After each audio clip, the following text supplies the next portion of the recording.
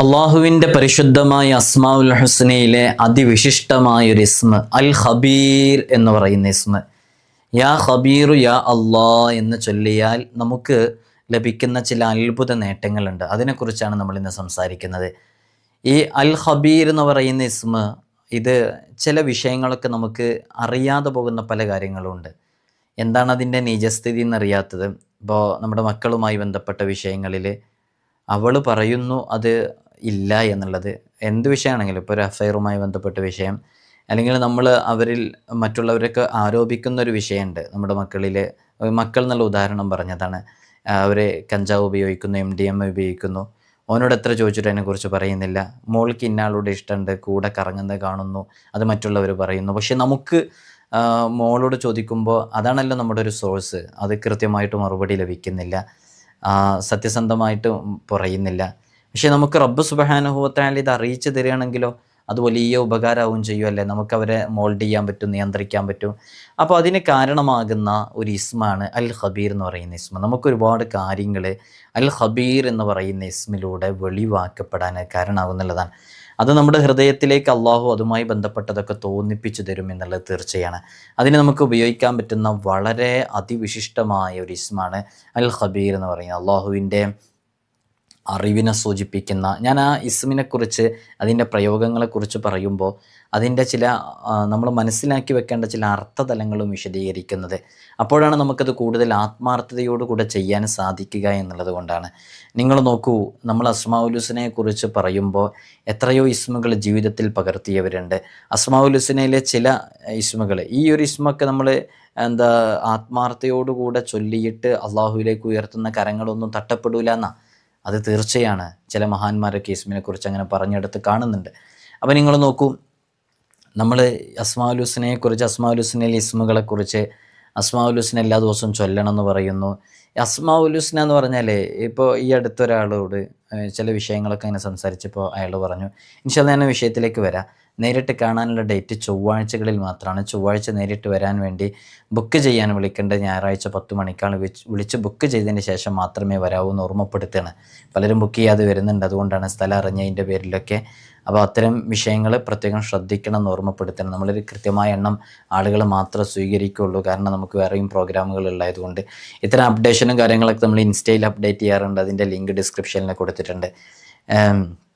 നമ്മളെന്താ പറഞ്ഞു വെച്ചിരുന്നത്, അസ്മാഉൽ ഹുസ്നയിലെ ചില ഇസ്മുകളൊക്കെ നമ്മൾ പകർത്താൻ വേണ്ടി പറയുമ്പോൾ ചിലർക്കൊരു ധാരണ, ചിലർ കുറച്ചൊക്കെ ഈ പുതിയ കാലത്ത് ജീവിക്കുന്ന ആളുകളായതുകൊണ്ട് അതൊക്കെ ഖുർആനിലുള്ളതാണോ, ഹദീസിലുണ്ടോ? ഇപ്പോൾ ഈ പുത്തൻവാദികളുടെയൊക്കെ സ്ഥിരം ചോദ്യമാണ്, ഖുർആനിലുണ്ടോ ഹദീസിലുണ്ടോ എന്നാലേ ഞങ്ങൾ സ്വീകരിക്കുള്ളൂ. നിങ്ങൾ നോക്കൂ, ഖുർആനിൽ നിന്ന് നമുക്ക് 5 വഖത്ത് നിസ്കാരത്തിലെ ഓരോ നിസ്കാരത്തിൻ്റെ പേരും, അതിങ്ങനെയാണ് ജമാഅത്തായിട്ട് നിസ്കരിക്കേണ്ടതിൻ്റെ ഫർള്, അതിൻ്റെ ഷർത്ത്, ഇതൊക്കെ ഖുർആനിൽ നിന്ന് കിട്ടുമോ? നബി സല്ലല്ലാഹു അലൈഹി വസല്ലം തങ്ങൾ ഇശാ നിസ്കാരം ജമാഅത്തായിട്ട് നിസ്കരിച്ചത് വിശുദ്ധ ഖുർആനിൽ നിന്ന് കിട്ടുമോ? അപ്പോൾ ഖുർആൻ മാത്രമല്ല തെളിവ്, ഖുർആനുണ്ട്, ഹദീസുണ്ട്, അതേപോലെ തന്നെ ഇജ്മാ ഉണ്ട്, ഖിയാസ് ഉണ്ട്. ഈ 4 പ്രമാണങ്ങളാണ് നമ്മുടെ തെളിവ്. അപ്പോൾ ഇതൊക്കെ ഖുർആനിലുണ്ടോ എന്ന് ചോദിക്കുന്ന ചില പുത്തൻവാദികളുമായി ചേർന്ന് നിൽക്കുന്ന ആളുകൾ ആദ്യമായിട്ട് മനസ്സിലാക്കേണ്ടത് അള്ളാഹുവിൻ്റെ 99 നാമങ്ങളും വിശുദ്ധ ഖുർആനിലുണ്ട് എന്നുള്ളതാണ്.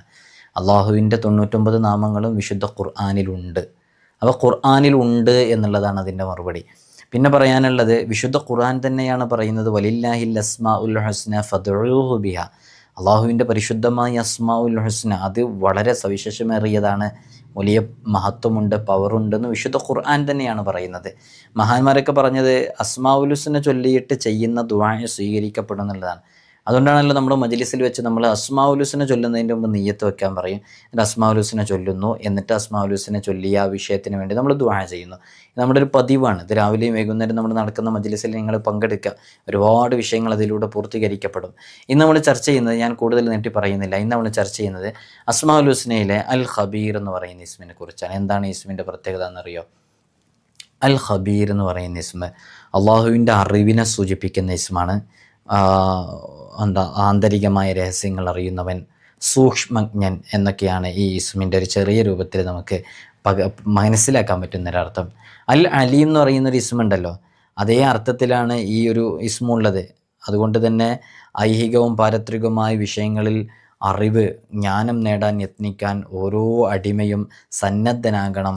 അതിനായി അവൻ്റെ ദേഹേച്ഛകളുടെ സമ്മർദ്ദങ്ങൾക്ക് വഴങ്ങി വഞ്ചന, ഐഹിക ലോകത്തോടുള്ള ആർത്തി, കപടവിശ്വാസം തുടങ്ങിയ തെറ്റുകളെ അതൊക്കെ മാറ്റി വെച്ചിട്ട് എല്ലാം അറിയാനും അറിവ് നേടാനും